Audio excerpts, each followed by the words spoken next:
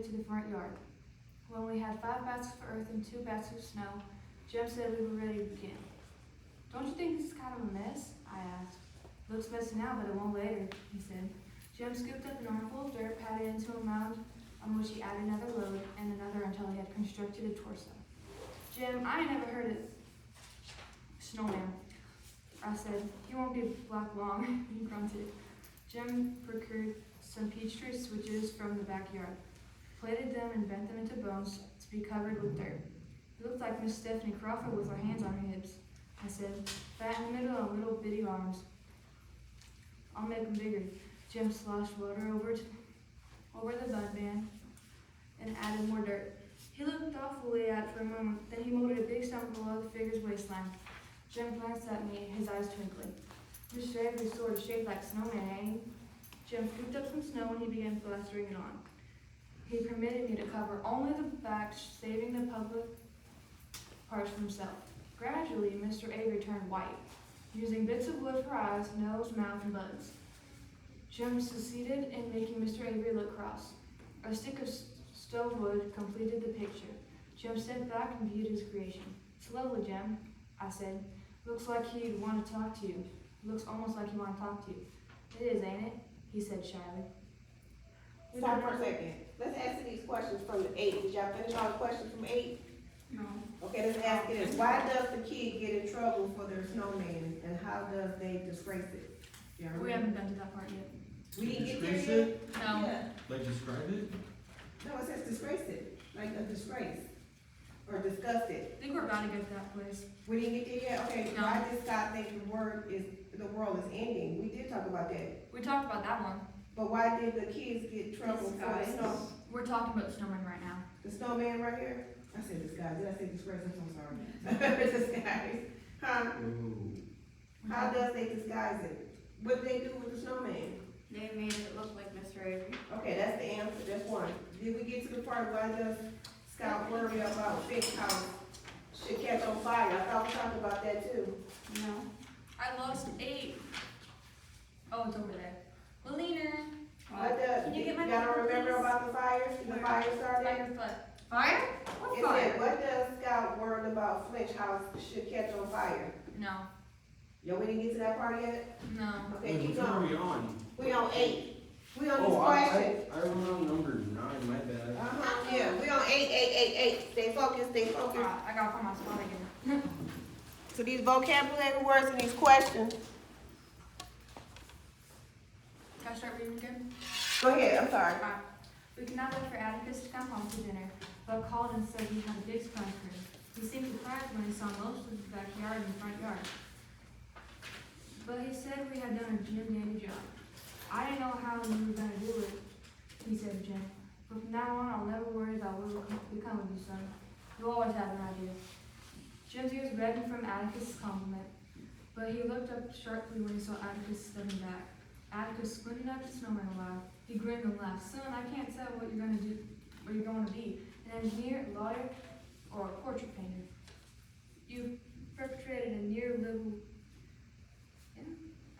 here in the front yard. We've got to disguise this fellow. Atticus suggested that Jim hone down his creations front a little, swap a broom for the stove wood, and put an apron on him. Jim explained that if he did, the snowman would become muddy and cease to be a snowman. I don't care what you do, so as long as you do something, said Atticus.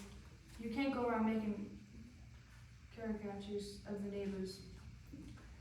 And a caricature, said Jim.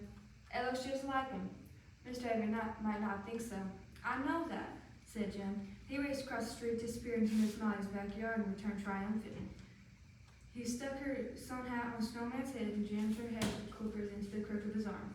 Atticus said that would be fine. Miss Molly opened her front door and came out on the porch. She looked across the street at us. Suddenly she grinned. Jim Finch, she called. You devil, bring me back my hat, sir. Jim looked up at Atticus, who shook his head. She's just fussing, he said. She's really impressed with your accomplishments.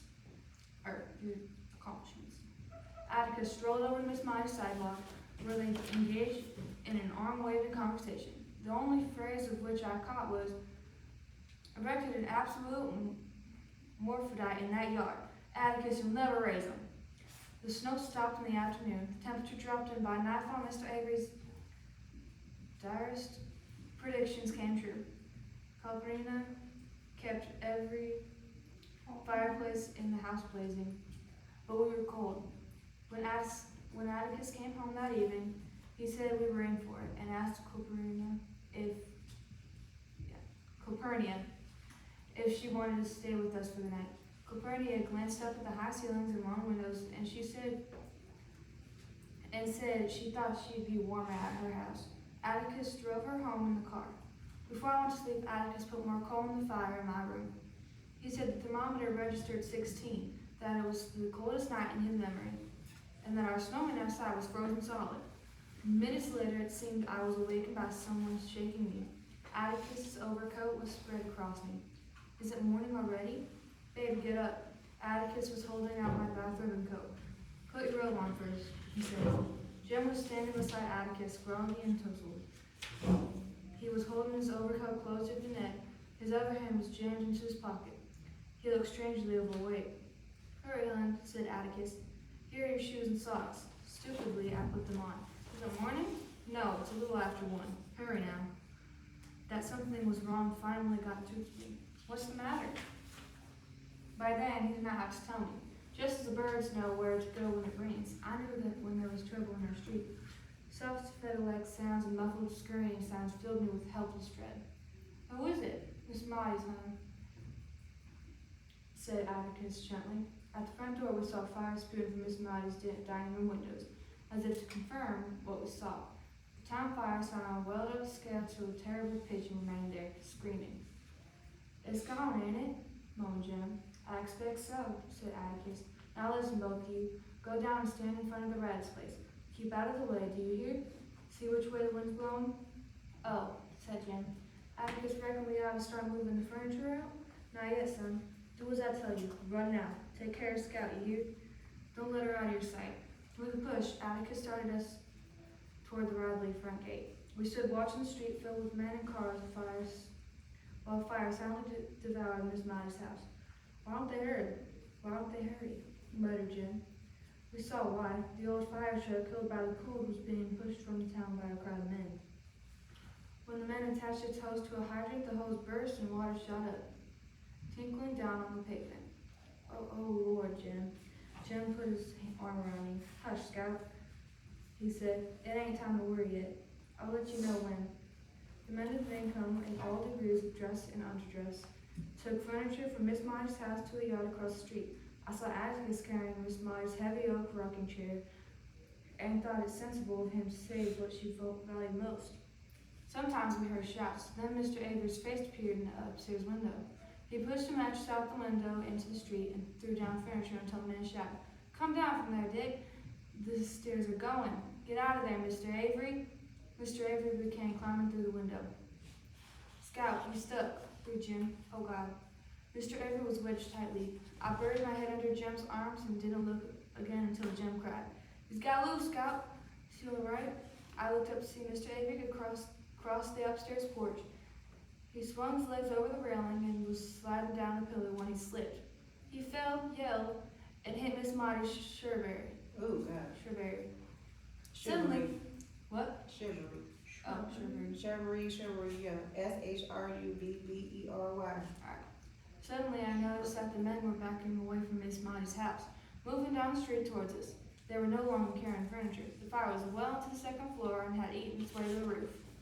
Window frames were black against a vivid orange center. Jim looks like a pumpkin. Scout, look! Smoke was rolling off our house and Miss Rachel's house like fog off a riverbank, and men were pulling hoses towards them. Behind us, the fire truck from Alasville. So remember that second question I asked? Oh yeah.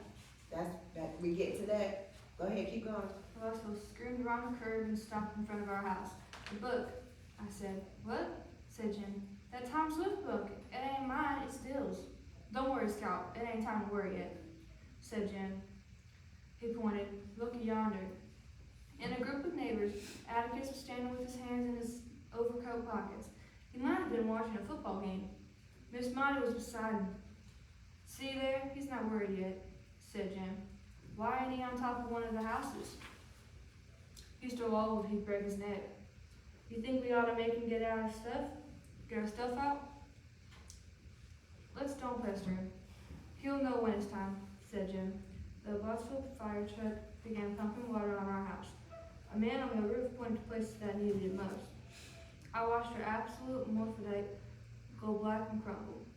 Miss Maudie's sun hat settled on top of the heap. I could now see her hedge clippers in the heap between our house. Miss Rachel and Miss Maudie's, the men had long ago shed coats of bathrobes. They worked in pajama tops and nightshirts stuffed into their pants, but I became aware that I was slowly freezing where I stood. Jim tried to keep me warm, but his arm was not enough. I pulled free of it and clutched my shoulders by dancing a little. I could feel my feet. Another fire truck appeared and stopped in front of Miss Stephanie Crawford's. There was no hydrant for another hose, and the men tried to soak her house with a hand extinguisher. Miss Maudie's tin roof quelled the flames.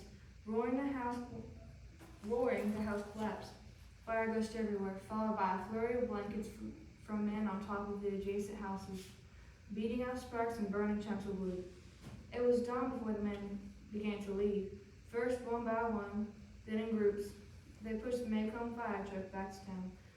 The Boswell's truck departed. The third one remained.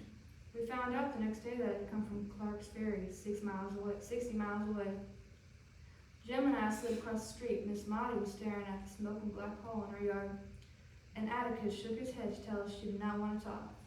He led us home, holding on to our shoulders to cross the icy street. He said Miss Maudie would stay with Miss Stephanie for the time being. Anybody want some hot chocolate? He asked. I shuddered when Atticus started a fire in the kitchen stove. As we drank our cocoa, I noticed Atticus looking at me. First with curiosity, then with sternness. I thought I told you and Jim to stay put, he said. Why, we did. We stayed. Then whose blanket is that? Blanket? Yes, ma'am, blanket. It isn't ours. I looked down and found myself clutching a brown and wool blanket I was wearing around my shoulders.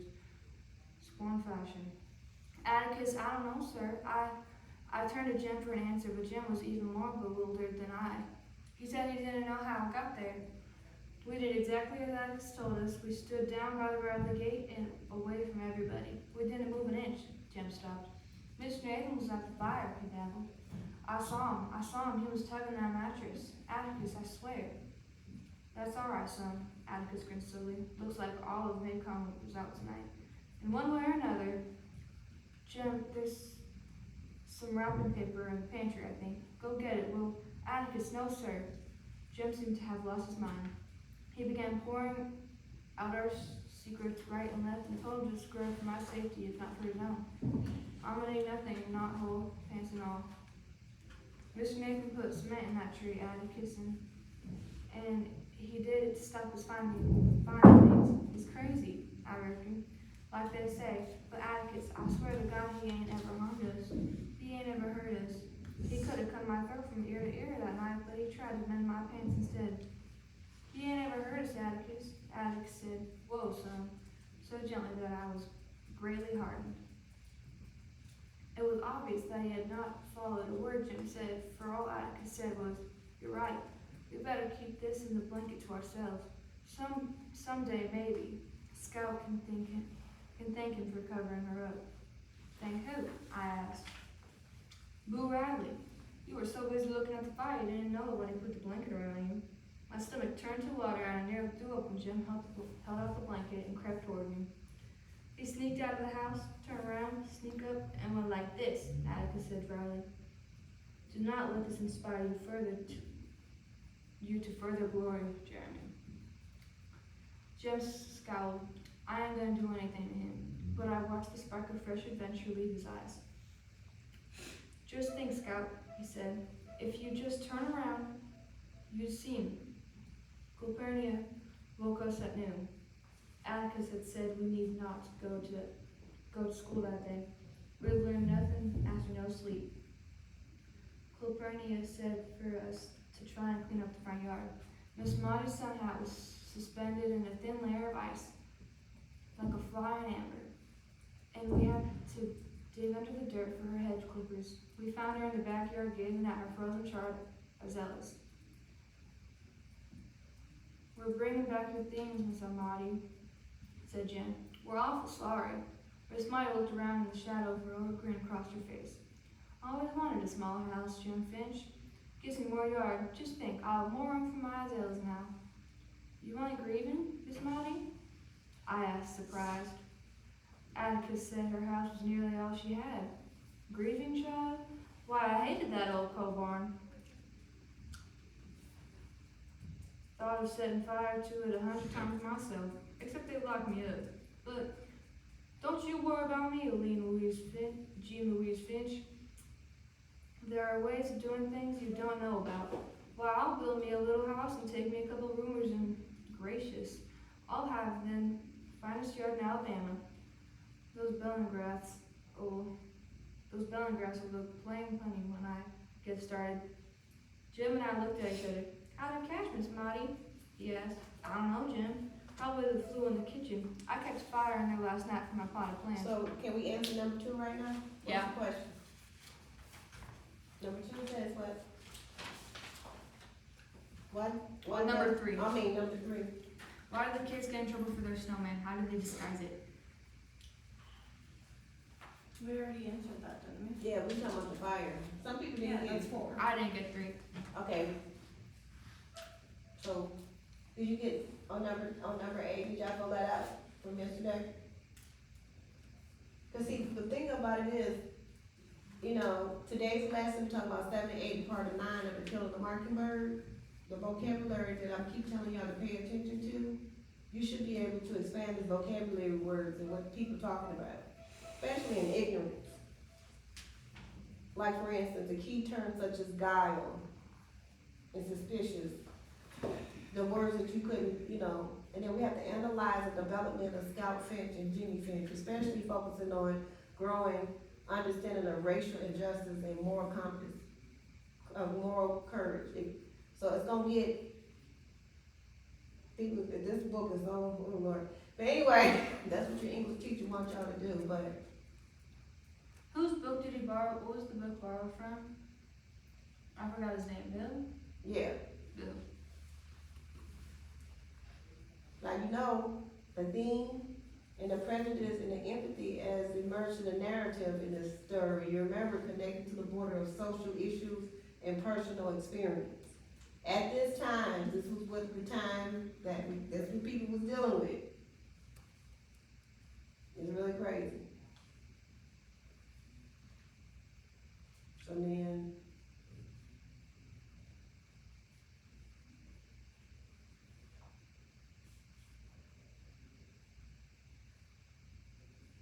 anybody can connect to some of this stuff? How y'all feel? Is there any prejudice in y'all life? Whether you're a boy, girl, you can rock on the car. I know my friend, she's an engineer. She was the only woman. And she went to school with a whole bunch of men. And she was the only female. Is that kind of, and they treated her real bad. Is that kind of sort of a prejudice? So she's a woman? Okay, can we read number 3? What does a prejudice mean? Prejudice? Prejudice means one is a form of ignorance. Somebody don't know your culture or the skin of your color. Cause they ignorant of your background. Like kind of like judging? Or I don't know Judging that based person. Like guessing? Guessing, or it could be a guess or for what people heard instead of getting to know somebody. Like assuming. Oh. Assuming them. Assuming something. You judging a person about their character, face, and their color. That makes sense. So let me give you an example. Back in the 80s, they had a war, Desert Storm, right? People was pissed off because of Desert Storm, but they didn't know the real meaning of Desert Storm really was about oil. Then what happened to 9/11, the towers, right? Where everybody that went on with a knee job and a high job, everybody they was looking. That's prejudice. Everybody's not like that. Now everybody's not part of a culture that hates people.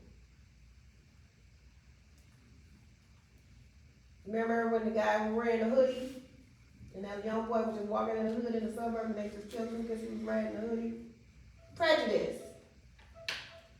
Pride and prejudice. Hmm? No, Which is, I can hear you I say. said pride and prejudice. What's that? Pride and Prejudice. Pride. That's a real story. It's a book, you know that, don't you? Yeah. So this talks about in the time when people owned slaves and slavery was ended and people had property and you had a status. Keep going. Alright.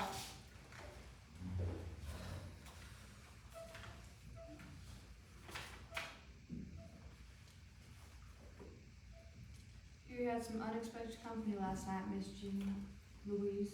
How'd you know? Atticus told me on his way to town this morning. To tell you the truth, I'd like to have been with you, and I'd have had the sense enough to turn around too. Miss Monty puzzled me. With most of her possessions gone and her beloved yard in shambles, she still looked a lively and cordial interest in Jim's and my affairs. She must have seen my perplexity.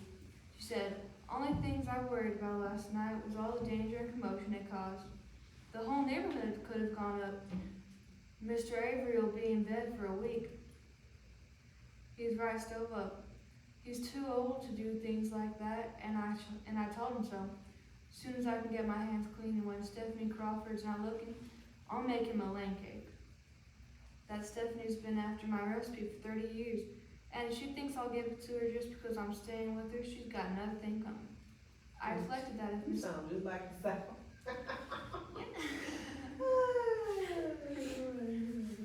I can hear it and It's I'm Southern twang. You can hear that South. You can hear the South like it don't sound just like Houston. You know, they say, so like if you go into Houston, you know, they say, you know how you look at people and say, "Oh my gosh, that person is stupid." They say, "Oh my God, That's bless." stupid. They say, "Oh my God, bless your heart." That's what that means. They say, bless your Oh, heart. bless your heart. I declare. You know. Yeah. Yeah. Like Okay. they say it like they say You be it like, over okay, and you know over. she just called. People don't know that. So I'm thinking like she didn't call that person stupid. You know. But that's this nice, nasty way of the South. I feel like a lot of people like stereotype that like a lot to like everybody from like anywhere in the South says stuff like that. We got 3 minutes. Huh? We got 3 minutes. Oh my God! You said we still on 8? I finished all the 8 questions. Okay. Let's go over it. Who didn't finish it? Okay. So let's go over real quick. We got 1 minute. Let's answer together. Go. So number 2. Number 4. Number 4, he was worried about his book from Bill that he borrowed. Okay. Worried about what? Dill. You need to pay attention, Daniel. I'm paying attention. Come on now. I didn't even hear it. Well, okay. All right. Next one. They had to push the truck there. Why were the firemen having such trouble putting out the fire? They had to push the truck there and the hoses weren't working well. Okay. The next one. What happens to Scout on the night of the fire? Who witnessed this? Boo Radley gave him a blanket secretly, and then I can't remember who saw it. Who saw Atticus. Atticus. it? Atticus. Mm-hmm. And then is Atticus 2 D's or just or A. It's ATT. Yeah, something. And then how does Miss Monty react to the fire? What was she looking forward to? Building a house. She wasn't bothered by it, Mm-hmm. more happy like, and she's looking forward to her new garden space.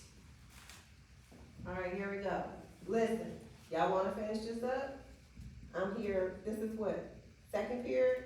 Yeah. I got 15 minutes more. Third period, we can go over 9, or y'all want to try it tomorrow, or do it on your own. It's up to you. We got one more. I'm almost done with this page for Go chapter. ahead, read it. Where did I end?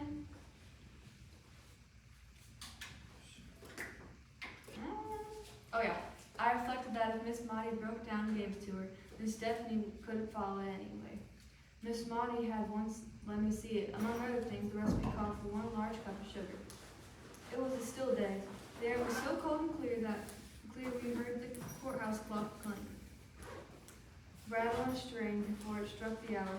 Miss Monty's nose was a color I had never seen before, and I inquired about it. I've been out here since 6 o'clock, she said. Should be frozen by now. She held up her hands. A network of tiny lines crisscrossed her palms, brown with the dirt and dry blood. You ruined them, said Jim. Why don't you get a colored man? There was no note of sacrifice in his voice when he added, Did you say the bitch gonna get you a colored man? yeah. Okay, keep going. What else? He added, there was no note of sacrifice in his voice when he added, or scout me, we can help you. Miss Monty said, thank you, sir. But you've got a job of your own over there. She pointed to her yard. All right, let's wrap it up. We can finish this.